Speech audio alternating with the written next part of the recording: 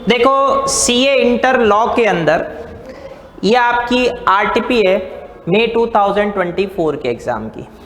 RTP में दो चीज होती है, एक तो अमेंडमेंट, दूसरा क्वेश्चंस। तो सबसे पहला देखो अमेंडमेंट कोई खास नहीं है, और ये देखो आईसीए ने क्या कहा है, जो स्टडी मटेरियल अप्रैल 2023 एडिशन का है, मतलब आप फर्स्ट टाइम मई 24 के लिए अपीयर हुए हो तो आपके पास तो ये स्टडी मटेरियल आया, और जो नवंबर 23 में फेल होकर कहते हैं इसमें कन्वर्ट हुए मई 24 के लिए, उनको फिर ध्यान रखना हम इसकी बात कर रहे हैं। वही वाला मई 24 के लिए एप्लीकेबल है। इसमें आपने थोड़े अमेंडमेंट कहते हैं इसमें दिए, ठीक है। तो सबसे पहला देखो आपके अमेंडमेंट कहते हैं इसमें कौन कौन से। चैप्टर 3 के अंदर कोई खास अमेंडमेंट नहीं है। चैप्टर 3 के अंदर तो बस इन्होंने इतना ही बताया है कि आज के टाइम में पब्लिक कंपनी चाहे तो डायरेक्टली अपनी सिक्योरिटीज कहां पर कहते हैं इसमें लिस्ट करवा सकती है, फॉरेन जुरिस्डिक्शन में। मतलब पहले क्या होता था, हम फॉरेन में कहते हैं इसमें ADR, GDR, American depository receipt, global depository receipt list करवाते थे, पर आज के टाइम में हम सीधा फॉरेन में कहते हैं इसमें अपनी सिक्योरिटीज भी लिस्ट करवा सकते हैं। ये आज का टाइम का मतलब ये नहीं कि आज ही आया, ये बेचारा अमेंडमेंट बन तो बहुत पहले गया था 2020 में, पर ये नोटिफाइड कब से हुआ, 30 अक्टूबर 23 से। तो आपको बस इतना सा ध्यान रखना है कि कौन सी कंपनी कहते हैं इसमें फॉरेन में अपनी सिक्योरिटीज लिस्ट करवाएगी, तो उसका आंसर है पब्लिक कंपनी सिक्योरिटीज लिस्ट करवा सकती है। बस बाकी फॉर्मेलिटी है। सेंट्रल गवर्नमेंट के पास पावर है कि वो एग्जामिशन ग्रांट कर सकती है चैप्टर 4 सेक्शन 89, 90, 127 से, और सेंट्रल गवर्नमेंट अगर एग्जिस्टिंग प्रोविजन से एग्जामिशन दे रही है तो इसकी कॉपी पहले both the houses of parliament में भेजकर अप्रूव कराएगी। अब ये वाला जो अमेंडमेंट देना है आपको, देखो कहां यूज लेना है, पेज 3.6 पे।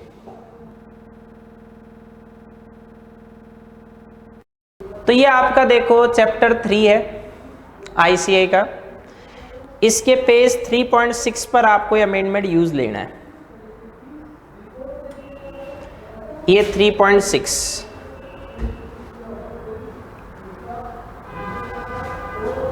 अब वैसे तो देखा जाए इन्होंने ऑलरेडी दे रखा है,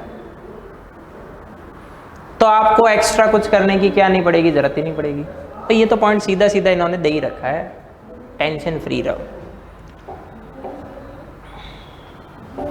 आगे बढ़ते हैं। ये थोड़ा सा एसबीओ के बिया पर, सिग्निफिकेंट बेनिफिशियल ओनर के बिया पर चैप्टर 7 में नया डेटा ऐड किया है। पहले तो इसको समझो। रूल 9 ये कह रहा है सर कि कोई भी कंपनी जिस पे एसबीओ का कनेक्शन लगता है उसको डेजिग्नेट करना है एक पर्सन को, जो क्या करेगा, ये एसबीओ से रिलेटेड हमें डिटेल कहते हैं इसमें क्या करता रहेगा, प्रोवाइड करता रहेगा। तो who shall be responsible for furnishing and extending cooperation for providing information to registrar with respect to beneficial interest in shares of company. मतलब किससे रिलेटेड, एसबीओ से। तो कंपनी को एक बंदा अपॉइंट करना पड़ेगा जो ये एसबीओ से रिलेटेड कहते हैं इंफॉर्मेशन और किसको देगा, रजिस्ट्रार को। अब ये बंदा है कौन? अगर कंपनी को सीएस अपॉइंट करना होता है, आप फाइनल में देखोगे प्राइवेट कंपनी जिनकी पेड अप कैपिटल 10 करोड़ और मोर है उनको होल टाइम सेक्रेटरी रखना पड़ता है, और पब्लिक कंपनी जिनकी पेड अप कैपिटल 10 करोड़ और मोर है उन्हें होल टाइम केएमपी रखना पड़ता है। मतलब पेड अप कैपिटल 10 करोड़ है, प्राइवेट कंपनी की होगी तो होल टाइम केएमपी रखेगी, पब्लिक कंपनी की होगी तो होल टाइम सीएस रखेगी। तो नेट सेंस क्या है, अगर कंपनी को रिक्वायरमेंट है किसे अपॉइंट करने की, कंपनी सीएस की, तो ये डेजिग्नेटेड पर्सन कौन होगा, इसको भी डीपी नाम दे देते हैं। कौन हो जाएगा, सीएस, या फिर कहते हैं इसमें केएमपी, जो सीएस नहीं हो, क्योंकि सीएस भी केएमपी हो सकता है, या फिर एवरी डायरेक्टर। सारे डायरेक्टर डेजिग्नेटेड पर्सन माने जाएंगे कब, जब आपके पास neither 1 neither 2 neither CS nor KMP, तो अब सारे डायरेक्टर क्या माने जाएंगे? Designated person. क्वेश्चन सीधा बना है, मुझे इसकी थोड़ी प्रोबेबिलिटी कम लगती है, पर फिर भी नॉलेज के लिए ध्यान रखो। एसबीओ से रिलेटेड डिटेल रजिस्ट्रार या other authorise officer of government को देने के लिए कंपनी को एक बंदा अपॉइंट करना है। नॉर्मली वो डेजिग्नेटेड पर्सन कौन है? अगर कंपनी के पास सीएस है तो सीएस, नहीं तो केएमपी, दोनों ही नहीं तो सारे डायरेक्टर क्या माने जाएंगे? वो डेजिग्नेटेड पर्सन। ठीक है, जब तक आप किसी पर्सन को डेजिग्नेट नहीं करते अनटिल, तो फिर आपको डेजिग्नेटेड पर्सन किसको मानना है? वापिस देखो, आप चाहे खुद कर दो, नहीं तो सीएस तो है ही।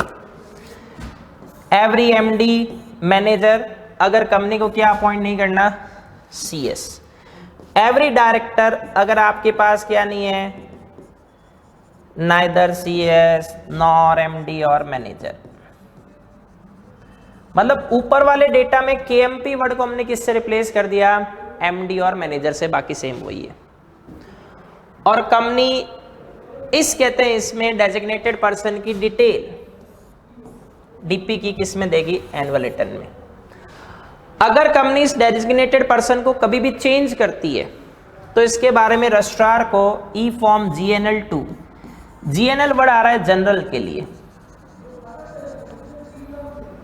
आपको बताना है। मतलब डेजिग्नेटेड पर्सन डेजिग्नेट कर दो, नहीं किया तो सीएस नहीं तो एमडी मैनेजर, वो भी नहीं तो सारे डायरेक्टर। और डेजिग्नेटेड पर्सन जिसको आपने अपॉइंट किया, लाइक पहले मिस्टर ए, अब आप किसको कर रहे हो? बी को, तो उसकी डिटेल दे दो। अब इसे कहां फिट करना है? पेज 7.13 पे, क्योंकि ये फर्स्ट टाइम ऐड हुआ है, तो पेज 7.13।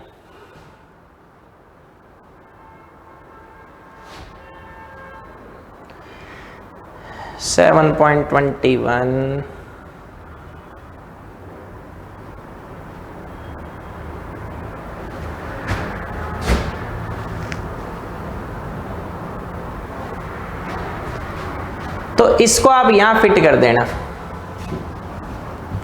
इस जगह।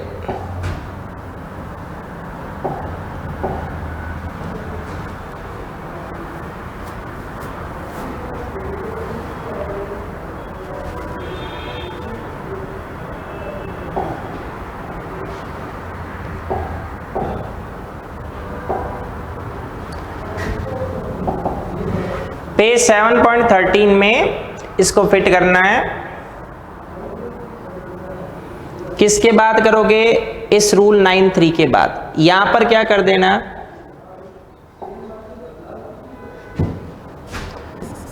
वो डीपी अमेंडमेंट लिख देना। ठीक है, तो डीपी नॉर्मली देखो कौन बना? सोचो, सीएस। और अगर आपके पास कहते हैं इसमें सीएस नहीं अपॉइंट करना, तो हमने किसको बनाया? केएमपी को। और केएमपी भी नहीं है तो फिर हमने किसको बनाया? Every director. जब तक आप कहते हैं इसमें डीपी नहीं बनाते, तब तक डीपी वाला रोल कौन प्ले कर रहा है? सीएस, एमडी या मैनेजर, और वो नहीं है तो एवरी डायरेक्टर। खत्म का। अब आ जाओ, आपके आईसे ने 2 केस स्टडीज दिए, 2-3 एक्स्ट्रा एमसीक्यू दिए और सब्जेक्टिव क्वेश्चन दिए। केस स्टडी में देखो डेटा बहुत सारा दिया। गोल्डन लिमिटेड एक लिस्टेड कंपनी है। देखो इस डेटा को थोड़ा अच्छे से डिकोड करो। ये कौन सी कंपनी है? Golden limited. ये 2013 में बनी, चलो खुशी की बात है। इसका रजिस्टर्ड ऑफिस कहां पर है? दिल्ली में। कॉर्पोरेट ऑफिस से हमें फर्क नहीं पड़ता, हमें रजिस्टर्ड ऑफिस पे जाना है। इसकी कैपिटल ये है, ये कोई काम की नहीं है। 8 जनवरी 2022 को इसने एक होली ओन्ड सब्सिडरी बनाई, कौन सी? D limited. तो डी लिमिटेड कौन सी डेट को बनी? 8 Jan 22। सोचो इसका फाइनेंशियल ईयर क्या होगा? अगर आप सेक्शन कहते हैं इसमें 2 क्लॉज 41 पे जाओ, तो फाइनेंशियल ईयर की डेफिनेशन क्या कहती है?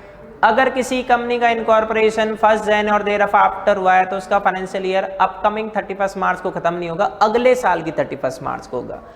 तो डी लिमिटेड का कहते हैं इसमें फाइनेंशियल ईयर कब खत्म होगा? 31 मार्च 23 को, ठीक है। FI ended on 31 मार्च 23। चलो, इसने अपना FI पिक किया 8 जन 22 से 31 मार्च 22, गलत। 2 जन 22 को गोल्डन लिमिटेड ने एक न्यूली होली ओन्ड सब्सिडरी बनाई ई लिमिटेड। चलो 2 जन 22 को, अब इसने ई लिमिटेड बनाई,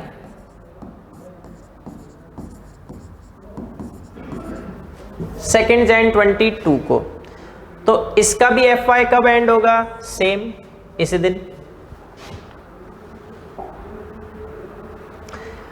5 जन 22 को ई लिमिटेड के रूट से गोल्डन लिमिटेड ने क्या किया? 100% पार्टनरशिप इंटरेस्ट एक्वायर कर लिया XYZ कंपनी पार्टनरशिप फॉर्म में, और ई लिमिटेड ने अपना फाइनेंशियल ईयर पिक किया 2 जन 22 से 31 मार्च 23। चलो इसमें तो कोई दिक्कत नहीं है। अब आपने इसके रूट से एक्वायर किया तो उसी गोल्डन नहीं है, XYZN कंपनी नाम की एक फॉर्म को कर सकते हो, कोई इश्यू कहते हैं इसमें नहीं है। 4 डेटा देखो एक साथ आ चुके हैं। चलो 1 जुलाई 22 सब्सिडरी कंपनी डी लिमिटेड ने F लिमिटेड बनाया। कौन सी डेट को? 1 जुलाई 22 को डी लिमिटेड ने किसको बनाया? F को। अब सब्सिडरी की सब्सिडरी किसकी सब्सिडरी मानी जाएगी? होल्डिंग की। इसने F लिमिटेड बनाई 1 जुलाई 22 को। 5वां डेटा, ये जानबूझ के बता रहा हूं क्योंकि MCQ में टाइम लगेगा अगर ये स्टोरी प्रॉपर बना ली तो। गोल्डन लिमिटेड ने अपने स्टैंड अलोन फाइनेंशियल स्टेटमेंट बनाए, BOD ने 25 अगस्त 22 को अप्रूवल दी, और शेयर होल्डर से, मतलब गोल्डन लिमिटेड की AGM कब हुई है? 2 सितंबर 22।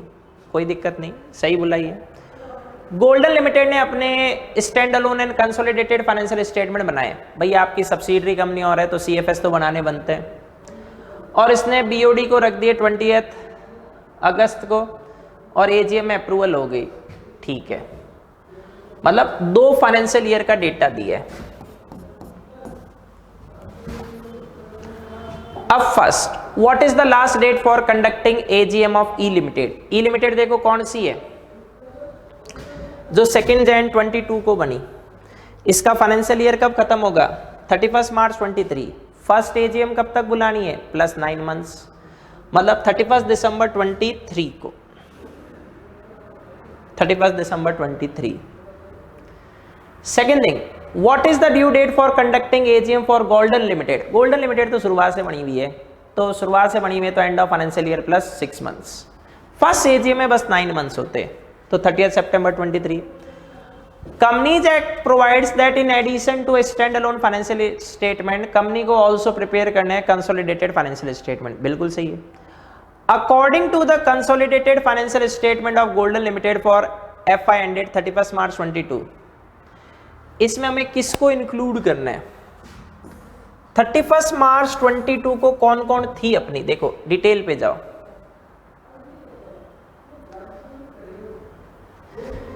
डी लिमिटेड थी, बिल्कुल थी। ई लिमिटेड थी, ये भी बिल्कुल थी। फॉर्म भी आपने इसके रूट से एक्वायर की थी, इसका भी डेटा चलो लिख ही देता हूं। फॉर्म कब एक्वायर की? 5 जनवरी को।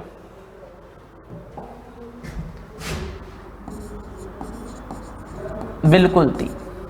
तो अब आपके अंडर कौन कौन आ रहे हैं भाई? 31 मार्च 22 के भी यहाँ पे डी लिमिटेड आ रही है, ए लिमिटेड आ रही है, और फॉर्म आ रही है। F लिमिटेड बाद में बनी है, सब्सिडरी की सब्सिडरी के भी बनाने होते हैं। आपने ईयर अभी कौन सा टारगेट किया है? 31 मार्च 22। तो किस किस के बनेंगे? गोल्डन लिमिटेड तो होल्डिंग होगी, D limited, E limited and XYZ company. पर अगर 31 मार्च 23 होता तो अब तो F लिमिटेड भी आ गई, सब्सिडरी की सब्सिडरी भी तो हमारी सब्सिडरी है, तो इस बार डी लिमिटेड भी है, ई भी है, F भी और फॉर्म भी है। तो आंसर ये हो जाएगा। Please select which is the correct option, which is the most correct statement. Golden limited had given the notice for holding AGM in Mumbai.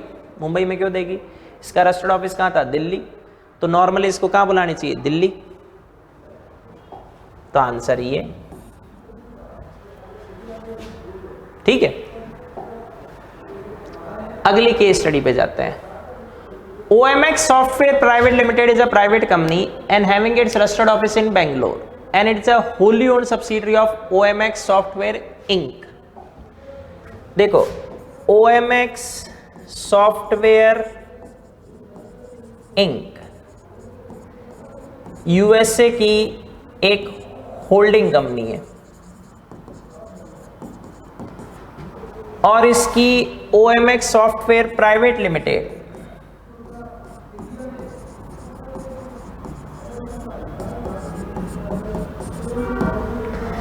इस नाम की एक सब्सिडरी कंपनी है, सब्सिडरी इन इंडिया। चलो, बहुत खुशी की बात है। Mister Rajat Kapoor, mister Shubham and mister Peter ये डायरेक्टर हैं इस वाली सब्सिडरी के। रजत और शुभम इंडियन रेजिडेंट है, पीटर नॉन रेजिडेंट है। देखो, फेमा का क्वेश्चन है, ये PROI है और ये लोग PRII है। Person resident in India, person resident outside the India. Mister Peter also director है इस OMX सॉफ्टवेयर इंक का, इसका भी है, मतलब common director. Rajat left India on 2nd November 21 for the purpose of looking after business of OMX Software Inc. देखो, रजत 2nd नवंबर 21 को गया आउटसाइड द इंडिया। मैंने रिवीजन वीडियो यूट्यूब पर ऐड कहते इसमें कर रखा है, वहां फेमा पढ़ा रखा है, आप आराम से पढ़ लेना। PRII कौन है, PROI कौन है, आराम से क्लियर कर लेना। फर्स्ट लिम कहती है भाई जो इमीडिएट प्रीसीडिंग फाइनेंशियल ईयर में मोर देन 182 डेज इंडिया में रहा, मतलब 182 डेज से ज्यादा। पहला, मान लो आप रहे, पर अगर आप आउटसाइड द इंडिया 3 में से किसी पर्पज के लिए गए, बिजनेस, वोकेशन, एम्प्लॉयमेंट या फिर कहते हैं अनसर्टेन पीरियड। PRII के लिए एजुकेशन भी कहते हैं एम्प्लॉयमेंट के सेंस में आएगा, तो वो भी क्या बना देगा उसे नेक्स्ट डे से PROI। तो रजत 2nd नवंबर 21 को कहां चला गया? फॉरेन में बिजनेस के लिए, तो अब ये क्या बन गया? PROI। फिर रजत वापस आया इंडिया को 12 Feb 22 to meet his family. अब ये PROI बन गया 3rd नवंबर से।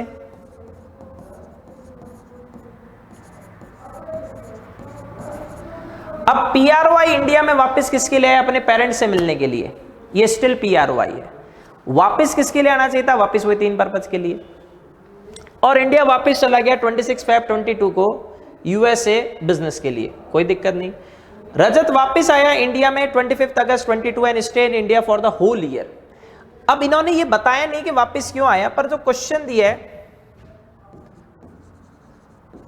उसको आप ऐसे मान के चलो, for business of OMX private limited. तो आपको थोड़ी कहते हैं इसमें हिंट मिल जाएगी। तो अब ये क्या बन गया? PRII, बिजनेस के लिए आ गया। OMX software private limited had availed consultancy services from a company situated in USA for development of software. देखो, आपने कंसल्टेंसी सर्विस ली है किसके लिए? डेवलपमेंट ऑफ सॉफ्टवेयर, मतलब इंफ्रा प्रोजेक्ट के लिए तो नहीं। तो आप इसको कितनी पेमेंट कर सकते हो? $10 लाख। और अगर इन्फ्रा प्रोजेक्ट होता तो कितना दे सकते थे? 1 crore. Rajat had purchase a residential property in USA on 27 April 22। Rajat ने रेजिडेंशियल प्रॉपर्टी USA में खरीदी कब? 27 अप्रैल 22। अब गौर से देखो, 27 अप्रैल 22 को इसका स्टेटस क्या था?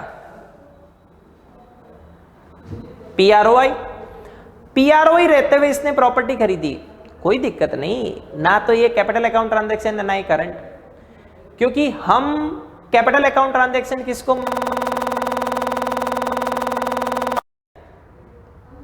क्या बनी? कोई एसेट्स बनी, तो उसको हम क्या काउंट करते? कहते हैं इसमें कैपिटल अकाउंट ट्रांजैक्शन। पर अभी तो ऐसा कुछ हुआ ही नहीं है।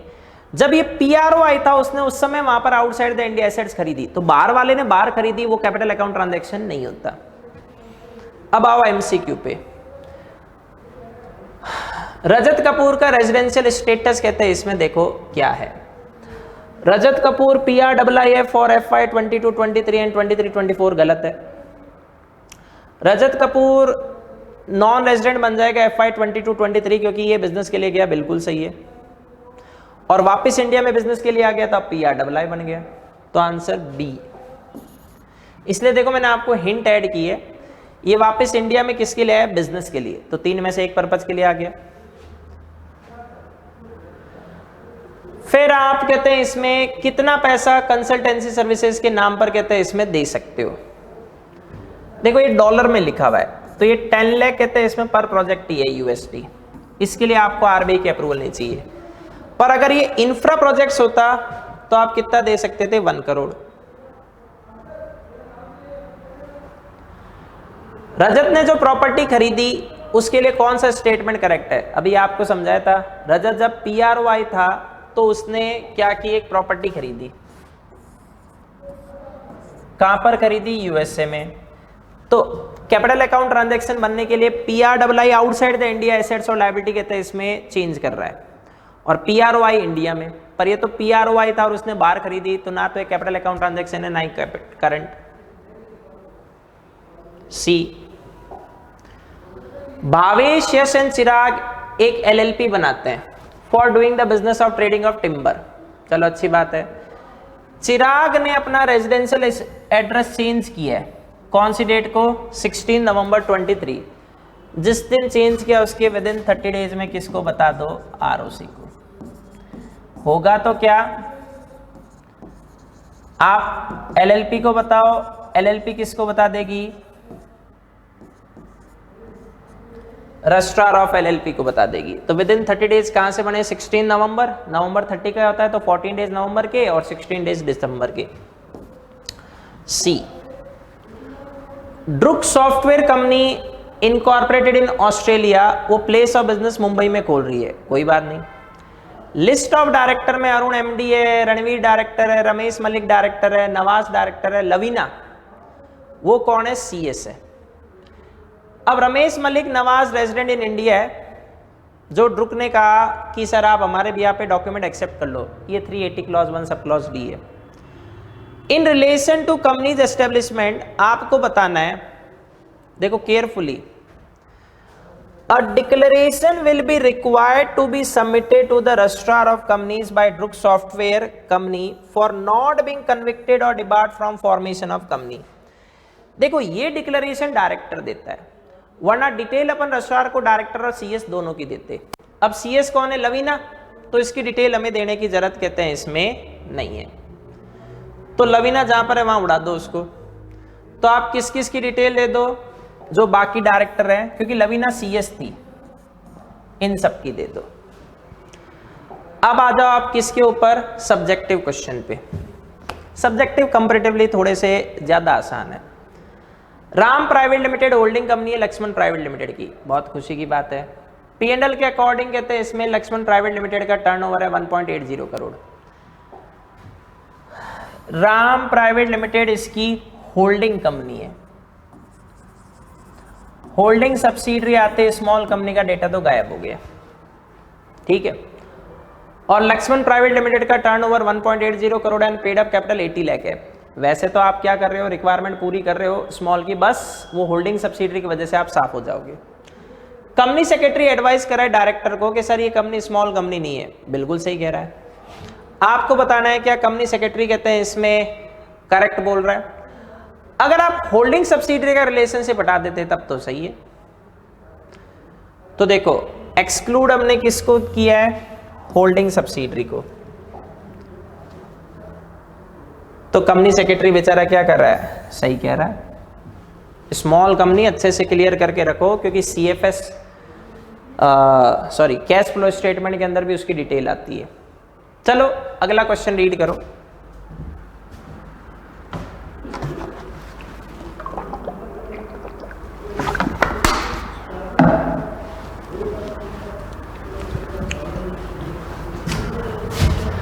Prakash and some of his friends are members of Focus Limited, a company with a paid-up capital of 1 crore. They all intend to propose a resolution at the forthcoming general meeting of company which is going to held in CP. आपको बताना है इनके पास कितनी paid-up capital होनी चाहिए। देखो meeting में resolution move करना है तो आप सेक्शन 100 पढ़ो, वहां लिखा हुआ है 1/10, फिर साथ में मिक्स करो सेक्शन 111 को, सेक्शन 110 मतलब सेक्शन 100 एंड 111 ये दोनों लो, 1/10 कहता है। अब आपके पास 1 करोड़ है तो इनके पास कम से कम कितने लाख के शेयर्स होने चाहिए? 10 लाख के। What are the other requirements that Prakash and his friend need to keep in mind for moving a members resolution? देखो मेंबर्स का रेजोल्यूशन आपको कहाँ सबमिट करना है? कंपनी के रजिस्टर्ड ऑफिस पे। कितने डेज पहले? रेजोल्यूशन है तो एटलीस्ट 6 वीक्स बिफोर मीटिंग, और रेजोल्यूशन की जगह अदर मैटर फॉरवर्ड करवाना होता तो एटलीस्ट 2 वीक्स बिफोर मीटिंग। अब आप इस रेजोल्यूशन को बाकी मेंबर्स तक पहुंचाना चाहते हो तो उसका खर्चा कंपनी को जमा करा दो। तो 10 लाख के होने चाहिए, ये डिटेल बस ये 2 और मोर कॉपीज एक एक्स्ट्रा पॉइंट आ गया, बाकी तो सब सेम है। डिपॉजिट कहाँ कराओ? रजिस्टर्ड ऑफिस पे। फिर एक्विजिशन में आपको रेजोल्यूशन सर्कुलेट करवाना है तो 6 वीक बिफोर, और अदर रेजोल्यूशन है तो 2 वीक्स बिफोर मीटिंग, और आपको खर्चा भी देना है। PQR Private Limited operates as a manufacturing company generating a turnover of 150 crore and holds an outstanding loan of 75 crore from a PFI। देखो कौन सी कंपनी है? प्राइवेट, लेकिन फाइनेंशियल ईयर में टोटल लोन कितना था? 110 करोड़। देखो ऐसा डेटा आता है ना तो इंटरनल ऑडिटर की फीलिंग आ जानी चाहिए। इंटरनल ऑडिटर कौन सी कंपनी अपॉइंट करेगी? Every listed company, unlisted public company जिसके ऊपर outstanding deposit during any time of immediate preceding financial year, साल के बीच में भी हो गया और बाद में चाहे कहते हैं नॉर्मल हो जाए फर्क नहीं पड़ता, कितना और 25 करोड़ और मोर। फिर कहते हैं पेड अप कैपिटल 50 करोड़ और मोर। टर्नओवर कहते हैं इसमें नहीं, पहले आउटस्टैंडिंग लोन या बोरोइंग्स फ्रॉम बैंक या PFI exceeding 100 crore during any point of time of immediate preceding financial year, या फिर टर्नओवर कितना होता है? 200 करोड़। तो ये तो अनलिस्टेड पब्लिक कंपनी। फिर प्राइवेट कंपनी में कुछ नहीं करना, 2 डेटा अनलिस्टेड कंपनी के उठा लो। एक आउटस्टैंडिंग लोन या borrowings during any day of immediate preceding financial year कितने हो जाए? एक्सीडिंग 100 करोड़। देखो ये एक्सीडिंग 100 करोड़ है, तो अब आपको इंटरनल ऑडिटर क्या करना होगा? अपॉइंट। सीईओ कहते हैं इसमें को कहा गया कि भाई इंटरनल ऑडिट कराओ, सीईओ कह रहा है कि नहीं नहीं जरूरत ही नहीं है, मरवाएगा, करवानी पड़ेगी। फिर एक और चीज क्या पूछी है, क्या एक्स एम्प्लॉय को आप इंटरनल ऑडिटर बना सकते हो? बिल्कुल। इंटरनल ऑडिटर में फर्क नहीं पड़ता है कि वह एम्प्लॉय है या नहीं है। तो देखो डेटा केयरफुली, आउटस्टैंडिंग लोन्स और बोरोइंग फ्रॉम बैंक और PFI exceeding 100 crore at any point of time during the preceding financial year. साल के बीच में भी डेटा हो गया और बाद में कम हो जाए फर्क नहीं पड़ता, बीच में हो गया काम हो गया, जैसे इसमें हुआ। Government of Tamil Nadu and Andhra Pradesh collectively hold 60% of paid up capital of orange limited. चलो अच्छी बात है, तो एक गवर्नमेंट कंपनी है। Audited financial statement presented at AGM, लेकिन कैग के कमेंट्स नहीं है। ये क्वेश्चन तो पिछले साल ही एग्जाम आया था 5 मार्क्स का, ऐसे एक एमटीपी का क्वेश्चन है। तो आपने एजीएम को एडजॉर्न कर दिया विदाउट एडॉप्शन ऑफ अकाउंट। देखो अनएडॉप्टेड फाइनेंशियल स्टेटमेंट आते ही आपको क्लिक होना चाहिए 2 टाइम्स फाइलिंग विद आरओसी। पहले आप कौन सा करोगे? अनएडॉप्टेड वाले, उस एजीएम से विद इन 30 डेज में। फिर दूसरा आप उसको एडजॉर्न एजीएम एडॉप्ट कराओगे उससे 30 डेज में। तो मीटिंग एडजॉर्न हो गई, फिर कंपनी ने फाइनेंशियल स्टेटमेंट आरओसी को फाइल नहीं किए, ये गलती कर दी। क्यों नहीं किए? बाद में कैग के कमेंट आ गए, एडजॉर्न एजीएम बुलाए, फिर आपने उसमें अडॉप्ट करा लिया और इससे 30 डेज में आरओसी को फाइल कर दिया। ये सेकंड टाइम फाइलिंग होगी, पर फर्स्ट टाइम तो हुई नहीं। तो क्या कंपनी ने कंपनीज एक्ट के प्रोविजंस को अप्लाई किए हैं? बिल्कुल नहीं। NOP Limited since its incorporation in 2002 is engaged in the production of premium quality glass bottle। बहुत खुशी की बात है। अच्छा, नेटवर्थ और आ रहा है, नेटवर्थ और या तो CSR में आता है या डिपॉजिट के चैप्टर में आता है। कंपनी की नेटवर्थ कितनी है 90 करोड़ और टर्नओवर कितना है 510 करोड़। देखो एलिजिबल पब्लिक कंपनी जो दो में से एक डेटा पूरा कर दे, या तो नेटवर्थ ₹100 करोड़ और मोर है, या फिर टर्नओवर ₹500 करोड़ और मोर है।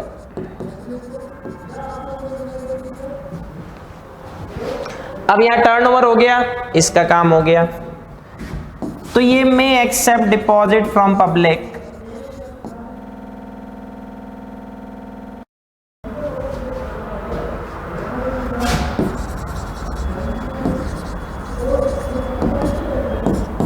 Under section 76। तो ये पब्लिक से डिपॉजिट ले सकती है।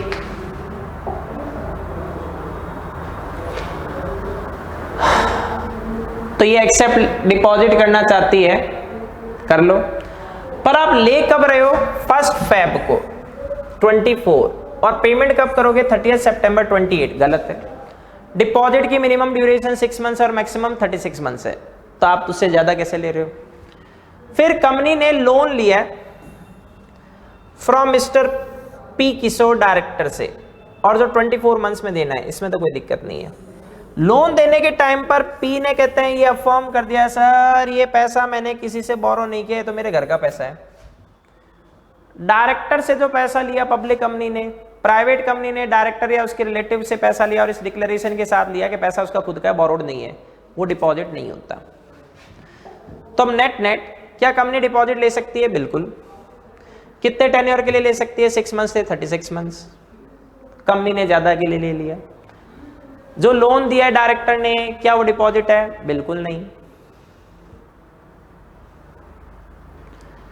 चलो, fine publisher registered in Tokyo began operating in India during the financial year 2009।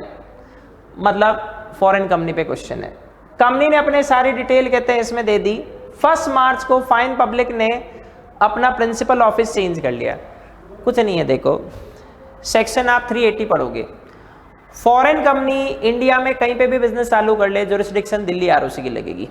तो जिस दिन इंडिया में बिजनेस चालू हुआ उसके विदिन 30 डेज में फॉर्म FC1 में आरओसी को कुछ डिटेल देनी होती है, जिसमें से एक इसका फॉरेन में जो ये एड्रेस था उसकी भी डिटेल होती है। अगर आपने जो डिटेल आरओसी को FC1 में फाइल की उसमें बाद में चेंज करते हो तो उसके विदिन 30 डेज में फिर से आरओसी को बताना होगा फॉर्म FC2 में। तो इसको ये एड्रेस जो चेंज किया है वो आरओसी को बताना है। Within 30 days of alteration form number लिख देना चाहिए इन फॉर्म FC2।